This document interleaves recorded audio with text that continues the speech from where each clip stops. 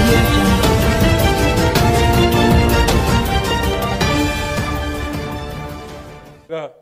మీడియాను కూడా ఈరోజు ఏ రకంగా మీడియా వ్యవహారం చేస్తుందో కూడా అంటే మేము రోజు పడే బాధ అది కాబట్టి దాన్ని కూడా స్పృశించినందుకు మా తరపున ధన్యవాదాలు. ఎందుకంటే ఐ థింక్ మీడియాలో కూడా ఎక్కడో దగ్గర ఒక లెక్కలేనితనం, ఒక సెన్సేషనలిజం, మంచి పని చేస్తే అది అంటారు కదా, మనిషిని కుక్క గరిస్తే వార్త కాదు, కుక్కని మనిషి గరిస్తే వార్త అన్నట్టు దాన్నే ఫోకస్ చేయడం, ఒక మనిషి ఒకసారి దుంకితే 50 సార్లు దుంకినట్టు చూపెట్టడం, ఇట్లాంటి కార్యక్రమాలు ఏవైతున్నాయో దాన్ని కూడా మీరు చెప్పారు, చాలా సంతోషం. అల్టిమేట్గా ఏంటంటే అన్ని వ్యవస్థలు, 4 ఆర్మ్స్ ఆఫ్ డెమోక్రసీ, ఇవన్నీ కూడా చాలా చక్కగా స్పృశించినందుకు హృదయపూర్వకంగా అభినందనలు.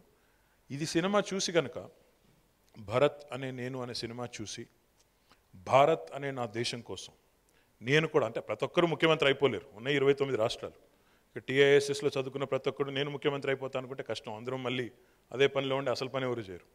అలా కాకుండా భరత్ అనే నేను చూసి భారత్ అనే నా దేశం కోసం నా వంతు పాత్ర నేను పోషిస్తాను, ఒక పౌరుడిగా కూడా నా కర్తవ్యాన్ని నేను నిర్వర్తిస్తాను అని కనుక అనుకుంటే ఐ థింక్ అట్లీస్ట్ ఒక 1% చేంజ్ వచ్చిన. ముఖ్యంగా మహేష్ అందులో ముఖ్యమంత్రి కాగానే ట్రాఫిక్ విషయంలో కొన్ని నిర్ణయాలు తీసుకుంటారు.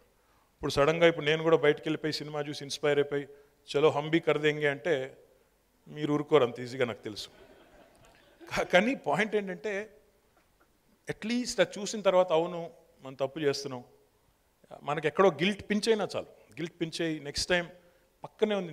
నిన్న జరిగింది నాకు, నేను నిన్న జగిత్యాల పోయి వచ్చినాను, కారులో ఉన్నాను, ఆ హైవే దిగి చిన్న మళ్ళీ రోడ్ ఎక్కాల, మావాడు రోడ్డుకి అడ్డంగా పోతున్నాడు, అరే ఇటు పోతున్నావు అంటే ఇక్కడే సార్ అన్నాడు, అటు రోడ్డుకి అవతల వైపు వెళ్ళాలి, 1 వేలో అటు వెళ్ళిపోతున్నాడు, అటు కాదురా బాబు ఇటు తిప్పు అని చెప్పి ఇటు తిరిగి మొత్తం 1 కిలోమీటర్ అయినా సరే తిరిగి, అంటే పాయింట్ ఏంటంటే ఎక్కడో షార్ట్ కట్స్ ఆర్ ఓకే చల్తా హే అనే యాటిట్యూడ్ ఒకటి ఏదైతే ఉందో అది కొంతలో కొంత మార్పు వచ్చినాయి. ఎందుకంటే గవర్నమెంట్ ఎన్ని రూల్స్ పెట్టినా ఎంత ఎన్ఫోర్స్ చేసే ప్రయత్నం చేసినా సిటిజన్ పార్టిసిపేషన్ లేకపోతే, సిటిజన్స్ ముందుకు రాకపోతే ఏది కూడా జరగదు. కాబట్టి ఐ థింక్ భరత్ అని నేను చూసి భారత్ అనే నా దేశం కోసం ఇది నేను చేస్తాను, ఇది నా బాధ్యతగా చేస్తాను, కనీసం నెక్స్ట్ ఎలక్షన్లో ఓట్ అయినా వేస్తాను, మంచి అయినా చెడైనా ఏదో ఒకటి కానీ, బట్ కనీసం ఉన్న వాళ్ళల్లో నేను ఓటైనా వేసి నా ప్రాథమిక కర్తవ్యాన్ని నిర్వర్తిస్తాను అనే ఒక స్పృహ, సామాజిక స్పృహ వస్తే చాలా గొప్ప విజయం మీరు సాధించినట్టు అవుతుందని చెప్పేసి నేను. ఏంటండి వీడియో నచ్చిందా? అయితే ఓ లైక్ వేసుకోండి, లేదంటే ఓ కామెంట్ చేయండి. ఎప్పటికప్పుడు మా వీడియోస్ చూడాలంటే సబ్స్క్రైబ్ చేసుకోండి.